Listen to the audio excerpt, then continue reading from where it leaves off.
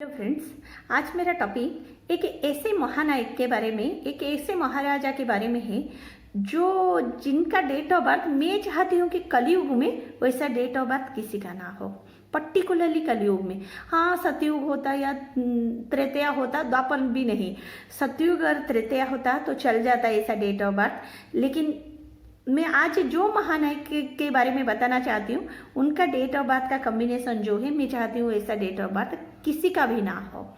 सो चलिए देख लेते हैं उनका डेट ऑफ बर्थ क्या है। उनका नाम मैं बाद में बताऊंगी, तो पहले डेट ऑफ बर्थ देखेंगे। उनका डेट ऑफ बर्थ है 14 मई 1657, यानी कि 1657 14 मई को जन्म होने वाले एक ऐसे महानायक हैं जिन्होंने अपना नाम तो स्वर्ण अक्षर में लिख दिया, लेकिन उनका नाम भारत के बहुत सारे एरिया है जहाँ पे लोग नहीं जानते। मैं मेरी ही बात बता दूँ कि मैं भी बच्चों दिन में नहीं जानती थी उनके बारे में, तो बहुत सारे लोग हैं आज भी उनके बारे में नहीं जानते। इसीलिए मैं ये वीडियो लाई कि वो उनकी महानता, उनकी गाथा लोग जाने उनके डेट ऑफ बर्थ से। सो उनका डेट ऑफ बर्थ है 14/5/1657। हम पहले धीरे धीरे करके वो उनके डेट ऑफ बर्थ में जानेंगे, उसके बाद पाइथागोरस ट्रायंगल न्यूमरोलॉजी के बारे में भी जानेंगे, देखेंगे क्या होता है। उनका मूलांक है 5 एंड उनका भाग्यांक है 2। मूलांक है 5, 14 से बना हुआ 5, 1 4 से। उसके बाद नेक्स्ट रहा उनके, देखिए डेट ऑफ बर्थ में 4 5 6 का कॉम्बिनेशन रह रहा है। इसका मतलब है कि वो एक महाराजा के फैमिली पे जन्म हुए हैं, सारे लग्जरी लेके, सारे सक्सेस लेके।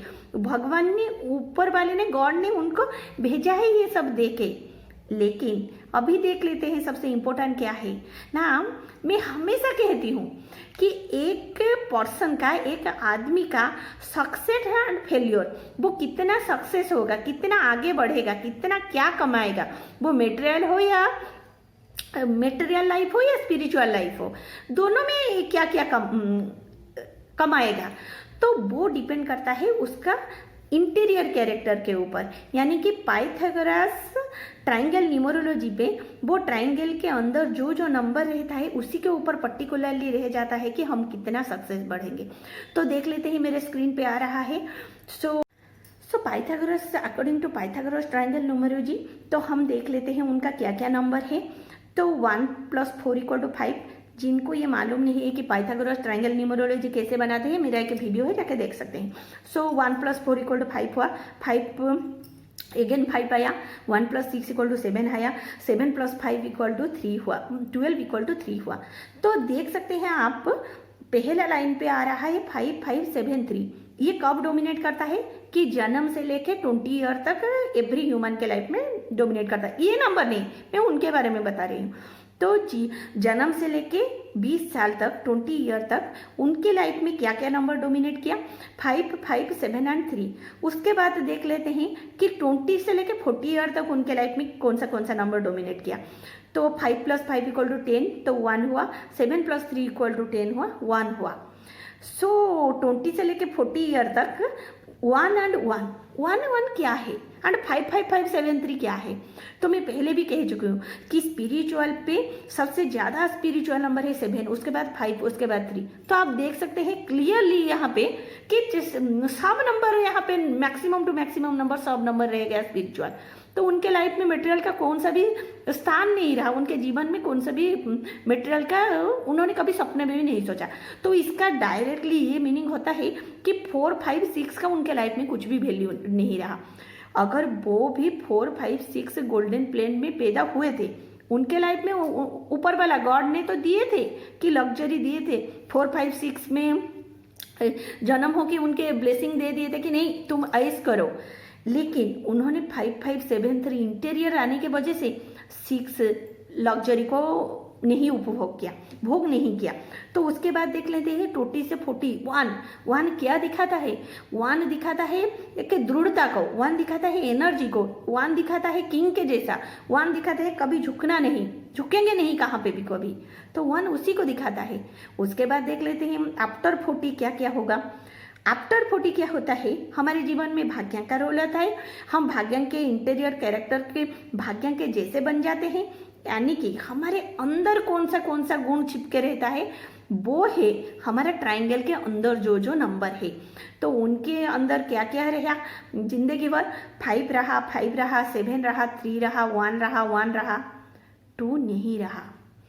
टू क्यों नहीं रहा? क्योंकि उनका जिंदगी 40 साल तक नहीं पहुंचा था। उनका लाइफ 31 ईयर तक ही था। तो जिन्होंने उनकी हत्या की है वो तो बहुत ही दर्दनाक एक हत्या था। आज भी सुने तो मन कांप उठता है। ऐसा कैसे कि कौन बोले तो मनुष्य इतना नीचे कैसे गिर जाते हैं कि किसी को इतना कष्ट देते हैं, ये सोचे तो ही दुख लगता है। तो राजा महाराजाओं की बात अलग होती है, वो दूसरों को कष्ट दे सकते हैं। तो इनका लाइफ स्पान यानी कि उनका जिंदगी ओनली 31 ईयर तक ही रहा। सो उनका नाम है। और उनको मुझे मालूम है कि मैं बच्चों दिन से उनका नाम नहीं जानती थी, लेकिन जानती थी खाली ऐसे ही 1-2 लाइन पे। हाँ, इनके पुत्र थे। किसके पुत्र थे? शिवाजी महाराज जी के पुत्र थे। संभाजी महाराज वो उनके बड़े पुत्र थे। तो आज मैं जो महानायक जी के बारे में बात कर रही हूँ वो है संभाजी महाराज। मुझे पूरा पक्का मालूम है कि हमारे भारत के चारों तरफ इनको बहुत कम लोग ही जानते होंगे कि संभाजी महाराज कौन है। सब लोग उनको जानते नहीं होंगे। शिवाजी महाराज को जानते हैं, लेकिन संभाजी महाराज कोई होते हैं। अब देखिए कि बहुत कुछ जिंदगी में कर जाते हैं, लेकिन उनको कोई लोग नहीं जानते। तो ऐसा ही मुझे लगता है कि ऐसा एक पर्सनालिटी थे, ऐसा एक महानायक थे संभाजी महाराज। तो उनको 31 ईयर पे आप जाके गूगल पे पढ़ सकते हैं, उनके बारे में देख सकते हैं, इतिहास को देख सकते हैं कि उनको कितना उनके ऊपर अत्याचार हुआ था। तो जिन्होंने अत्याचार किए थे उनके बारे में भी मैं बताऊंगी कभी और एक एपिसोड पे। सो दर्द भरा उनका मौत उनको दिया गया था। तो क्यों दिया हुआ था? देखिए आप, उनके इंटीरियर कैरेक्टर के वजह से उनको तो ब्लेसिंग पे 4, 5, 6 मिला था, वो खुशी से रह सकते थे। लेकिन क्या हुआ, उनका अंतर्मन, उनका इंटीरियर कैरेक्टर उनको वो नहीं करने दिया। 1 जब उनका मौत हुआ था तो तभी उनका एज कितने में 20 से 40 था। तो तभी कौन सा कैरेक्टर उनको हावी हो रहा था? ओनली 1। यानी कि अगर 5 होता तो वो माइंड से भी बच सकते थे, अगर 3 होता तो कुछ दिमाग या एक्सप्रेशन या कुछ भी करके बच सकते हैं। लेकिन 1 क्या होता है? 1 एक डेंजर नंबर है, अच्छा के लिए और बुरा के लिए भी। 1 क्या होता है? झुकेंगे नहीं। तो उन्होंने झुकने नहीं दिया था। वो धर्म के प्रवर्तक थे, यानी कि उनको तभी बोला गया था कि तुम धर्म चेंज कर लो, अपना रिलीजन चेंज कर लो। लेकिन उन्होंने रिलीजन चेंज नहीं करके अपने जीवन का बलिदान दिया था। ये हमें सिखाता है।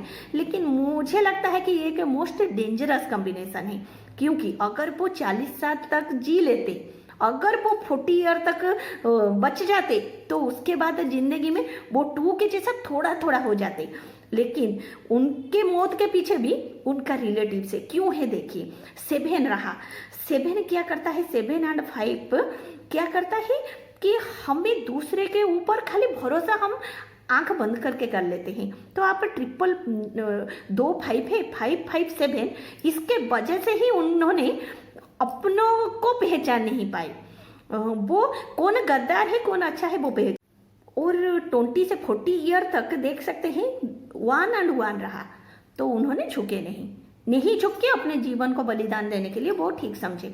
तो ऐसे में तो आप समझ लीजिए कि आपको पता चल गया कि अगर वो 40 ईयर तक क्रॉस कर लेते तो उनके लाइफ में 2 का वैल्यू रहता। 2 थोड़ा मेटेरियलिस्टिक है, झुकने वाला नंबर है, वो थोड़ा झुक जाते। आप सोचेंगे कि हाँ, एक महानायक आज वो जिंदा है, अच्छा है। लेकिन मुझे लगता है कि ऐसे अच्छे लोगों को ना बहुत साल जीना चाहिए और जी के हमारे लिए कुछ करना चाहिए, प्रजागणों के लिए कुछ करना चाहिए। ऐसे महानायक को तो सत सत नमन है। फिर भी मुझे लगता है कि हर एक अच्छा आदमी को ज़्यादा दिन रहना चाहिए ये धरती पर, जैसे कि उनके अच्छाई से, उनके गुणों से हमारा ये कलियुग थोड़ा सतयुग में परिणत हो जाए। अभी बात करेंगे, अगर ये डेट ऑफ बर्थ किसी के बच्चे का आ गया है, आ चुका है, आपके बच्चे का हो या किसी के बच्चे के पास है या आप बड़े हो चुके हो, आपके पास है ये डेट ऑफ बर्थ, तो आपको इसका मैं उपाय और रेमेडी बताऊंगी। आप ऐसे एक पर्सन के पास रही है या वो बच्चे को आप ऐसे आदमी के पास रखिए जिसके पास 4 और 8 होगा। ये बहुत ही मोस्ट इम्पोर्टेंट है कि उसका डेट ऑफ बर्थ या इंटीरियर, उसके पिता और माता, उनका जिसका भी 4 और 8 हो वही बच्चे के पास उसको रखिए, बच्चे को उसके पास रखिए। और जिंदगी में उसको वाइफ को एक मूलांक अच्छा होगा, मूलांक अच्छा होगा, लेकिन उसके इंटीरियर में 4 और 8 होगा, पर्टिकुलरली 8 होगा, तो उसी के साथ उसका मैरिज कीजिए। जैसे वो उसके ऊपर हमेशा उसको पकड़ के रखे, उसको समझाए और उसका डोमिनेट आ जाए, उसका नंबर का डोमिनेट आ जाए, तो ऐसे बच सकते हैं। दूसरी बात है, वो बच्चे को हमेशा 8 आप नाम में पर्टिकुलर कहती हूँ ना कि नेम नंबर उसका भी 8 पे रख दीजिए, तो उसका वो डोमिनेट आ जाएगा। सो आज के लिए बस उतना ही। Thank you for watching.